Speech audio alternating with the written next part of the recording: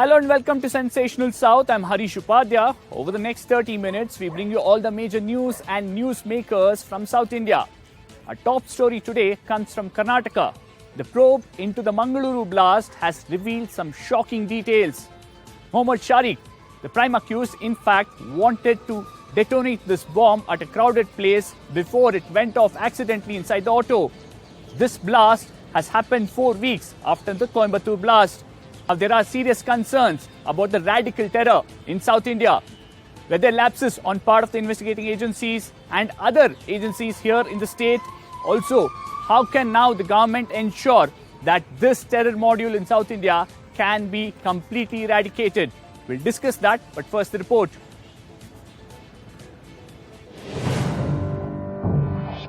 Four weeks, two blasts, both with an overlapping, sinister, bigger picture coming through.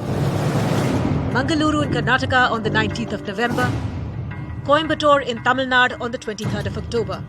A car then, an auto rickshaw now. Near a temple then, headed to a temple now. In both cases, bomb ingredients recovered point to a bigger terror plot in the works. On the 19th of November, a blast in an auto rickshaw in Mangaluru, orchestrated by this man. A lone wolf, self-radicalized by ISIS ideology, and a man with an agenda. He made a concerted effort to hide his true identity. He created a WhatsApp group with a picture of Adi Yogi as the chat group's display. In the name of Prem Raj, the man whose Aadhaar card he forged, all to mislead the investigating agencies. CNN News 18 is joining the dots to bring you a clear picture. NIA too had raided multiple houses years ago as well. It was Mateen Ta's house in 2020 that NIA raided, and he also has the bounty of rupees 3 lakh on him. But now Tirthahalli is under the scanner of the police.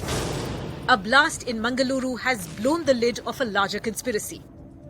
This act of terror may have the stamp of a lone wolf attack, but Mohammad Sharik's links with global terror groups are under investigation. We tried to track down Sharik's place as well. This is the place where he stayed in Shivamoga. There is no one who is residing at his house right now, but it's the father and the mother of the Mateen Ta who is staying at the house, and right now they too are very sad and upset. The investigation is gathering steam, and so is the politicking. Former Karnataka Chief Minister Siddaramaiah lambasted the state government for intelligence failure. Given that Mohammad Sharik was arrested in 2020 under the UAPA, but somehow managed to slip under the radar of the agencies.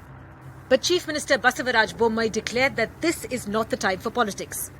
ಸಿದ್ದರಾಮಣ್ಣವರು ಒಬ್ಬ ಹಿಂದಿನ ಮುಖ್ಯಮಂತ್ರಿಗಳು, ಜವಾಬ್ದಾರಿ ಮಂತ್ರಿಗಳು. ಅವ್ರ ಕಾಲದಲ್ಲೂ ಹಲವಾರು ಪ್ರಕರಣಗಳು ನಡೆದಿದೆ. ಎಲ್ಲದಕ್ಕೂ ಕಾನೂನು ಸುವ್ಯವಸ್ಥೆ ವಿಫಲ ಅನ್ನುವಂಥದ್ದು ನಿಜವಾಗಲೂ ಕೂಡ ಅದು ರಾಜಕೀಯ ಪ್ರೇರಿತವಾದಂಥ ಒಂದು ಹೇಳಿಕೆ. The Mangaluru blast and the NIA probe that's underway points increasingly to a bigger web of terror being spun for southern India. More importantly, the prime accused in both the cases were under the radar of either the NIA or the state police and managed to slip out of the surveillance network in the run-up to the blast. Is it a result of the vicious web being played down for too long? Yes, how did this man slip out of the surveillance network? Serious questions there. We have an eminent panel joining us today. We have Mr. B.M. Ashok Gowda, the spokesperson of the BJP. We have Zia Nomani from the Law and Policy Research Institute. We have Pathikrit Payne, a geopolitical analyst. Pathikrit, I'll come to you first. You have the Coimbatore blast accused who was once interrogated by the NIA. Now, in this case, Sharik is someone who was also booked under UAPA, went on bail. In September, the state police said he's a prime accused in the Shivamoga trial blast. Do you believe there are lapses, especially from the state police and other agencies here? Well, number one, yes, given the gravity of the situation in most of the cases, I don't think we have to be strict. But unfortunately, there is another thing that happens. Most of these terror accused or radical elements suspected of potential being terrorists, most of the time they have very strong legal backing. So whenever they get arrested or they're put in preventive detention, they have to go to the court. And most of the occasions we have seen that the court actually grants them bail. Or if they they are put into preventive detention for a long period of time. And unfortunately, at times, the judiciary has admonished the law enforcement agencies. So I think this is a double whammy for the law enforcement agencies. If they put them into behind bar for a long period of time before they've actually done something major, they actually get the beating. But at the same time, if you actually put them constantly under the radar before they have done something, then the allegation also comes that minority youths are being persecuted. So there is a lot of politics involved, and our legal infrastructure, let me tell you, is not up to the mark when it comes to fighting this kind of a hybrid network, hybrid war.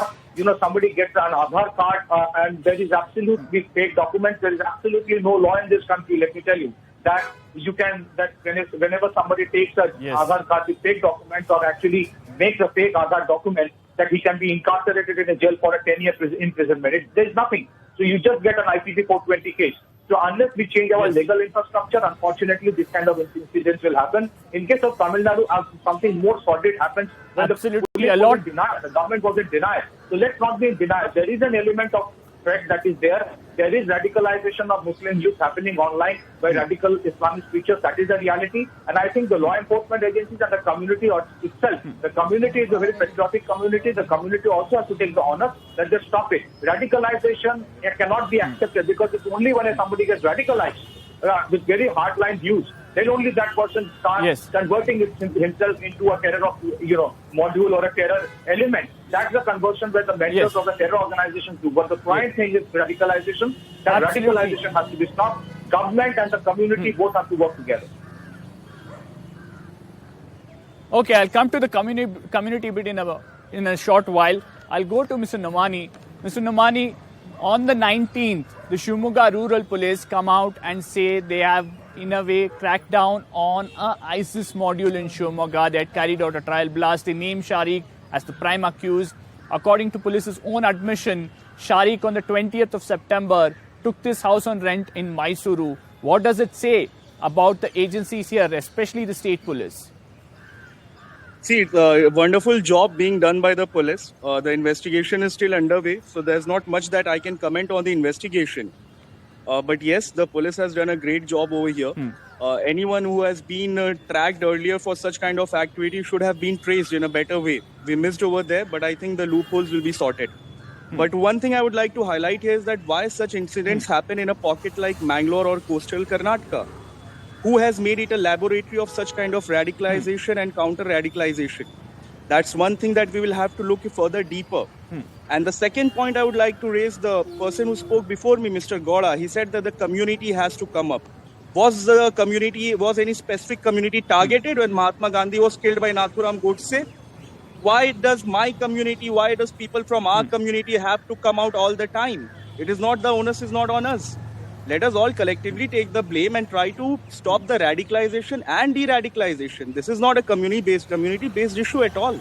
Mr. Nomani, the question is whether it's Coimbatore, whether it's this pocket in Tirthalli, where remember now we have 3 terrorists emerging from there. 2 are already arrested, 1 who will be arrested shortly for this Mangaluru blast. The question is, what has the community done to ensure that they don't get radicalized? In this case, we have seen him getting radicalized in that area, then getting help from other people. The community has not voted PFI or SDPI to power. The community does not link ourselves with extremist organizations. Please understand, the community has always been peaceful and we do not go on with radicals. Those are the organizations which have been trying to penetrate within the community. Have you seen any electoral success for them? Except for that we mentioned in the coastal Karnataka. Okay, I'll take that question to Mr. Ashok Gowda. Mr. Ashok Gowda, Mrs. Nomani says, well, BJP has been elected to power. They are supposed to ensure that people don't get radicalized. You are seeing some serious lapses in this case on how Sharik went out of the surveillance radar. How can the state government now come and ensure and assure people that there won't be a repeat of this? See, let's understand, Harish, that we are trying our best to control the law and order situation in this country. And at the same time, some radical elements, who are the fringe elements in all the communities, in specific to the so-called minorities in this country, are always on their own assumptions. that the government is targeting us, and government is targeting us is what they have assumed. We are not targeting anybody. We are just saying who are the anti-nationals, will definitely go behind them. That does not mean that they are only from one community or one religion or XYZ. At the same time, all the progressive Why didn't the thinking state people government like ensure Zamani and that the his other- bail under UAPA was challenged in a higher court? Yeah, see, the point is all the lawyers or the other people, there is an entire system has been set up to save this kind of radicals, and that is the real cause. And there are so many good cultured people, even in minorities. They have to come forward. And see, I've been saying that certain points even in IDATs should be amended now, because what will happen is this is saying that, like, let us radicalize, let us increase the numbers of our community. The point is not increasing the numbers of the community. Point is having a peaceful life in the entire world. So whether it is Kurdus, which is happening in Turkey, Iran and Iraq, or whether it is Dukes, which is happening in Iran and Iraq, there are so many issues even in the Muslim community, inside the Muslim community. And all these things is a matter of concern. Definitely all the scholars of the Muslim, including the Jamaat, should come down and say that let's not do anything like this. It's not just in India, it's happening across the world. Well, at least Nomani is saying we want to see what the government is doing. We've elected them to power. There's a crucial question here. Pathikrit, in fact, we had discussed this just after the Coimbatore blast on radicalization in South. We've seen one person slipping out of the surveillance radar. How difficult is it to crack down on such a module? Many of them are almost lone wolf. In case of Sharik, looks like he didn't get too much of a support. How difficult is it when people are using Telegram and other encoded communication apps and not much of a trace on ground? Well, let me tell you, it is not an easy job, and many of these terror elements have come from very, very privileged background. They are educated, they are qualified, they know, they have technical knowledge. But till the time we don't distinguish between normal crime and terrorism, these kind of loopholes will continue to remain. Let me give you an example. After the 2016 Holy Artisan Bakery terror attack in Dhaka, in Bangladesh, it was the Bangladesh government which came up and stated that youth are being radicalized. In fact, 3 of the 5 terrorists were radicalized by Zakir Naik's sermons, Zakir Naik's preachings. And it was only after that that Government of India banned Islamic Research Foundation under UAPA. There is a denial in this country that radicalization is happening. I mentioned first that the community is patriotic. Somebody mentioned about me. I said the community is patriotic and they need to take the honors. When there was this Khalistani movement, the Sikh community also took the honors of fighting the Khalistani. I am not blaming the community, but there has to be joint work between the government and the community. Otherwise, it's not going to happen. And let me tell you, it is not just Uttar Kannada or Coastal Kannada. There is a Coimbatore. Coimbatore has been a hub. When you talk about the 2019 Easter bombing in Sri Lanka, Jairam Hashim, who was the mastermind of the terror attack in Sri Lanka, he has been very, very prominent in a place called Utkadam, where he was giving these sermons online. When you talk about PFI's whole proliferation in Kerala, so for a long period of time, there was this denial in South India that it has nothing to do with Islamic terrorism. But we must understand the proximity of that region to Maldives, which has been a hotbed of ISI's activities, and of course the Middle East, from which a lot of money has come. I again reiterate, the Muslim community of India is very patriotic, and that's why I am requesting the community also has to take the honors, that because of certain elements, the whole environment. Mr. Nomani, the point seems to be that nobody's questioning the community. Yes, the government needs to crack down on it, but we also need some sort of a vigilance from within the community. How does the community view it? You work with a lot of these people, a lot of people from the marginalized communities as well. What is the awareness level there? See, the community is focused on education, something that we are lagging. We understand the Sachar committee report says that we are below Dalits and below other social religious communities, SRCs. We are concentrating on education. But Mr. Nomani, but in this case, in the Shivamogga trial blast case, 2 of them were engineering students. So is it really about education now is the question? See, I've been telling you that when we talk about coastal Karnataka, let us talk about radicalization and de-radicalization and which government has come in Karnataka because of that radicalization. We all know that. Coming to a point of community, tell me one thing. Malegaon blast happened. There was a lady. You all know that she's an MP. She comes from a background of a community. And that community voted her from Bhopal to the parliament. So what does that show on that community? Let us not target communities, please. Let us understand that this is a problem that our youth Okay. is facing in India beyond communities.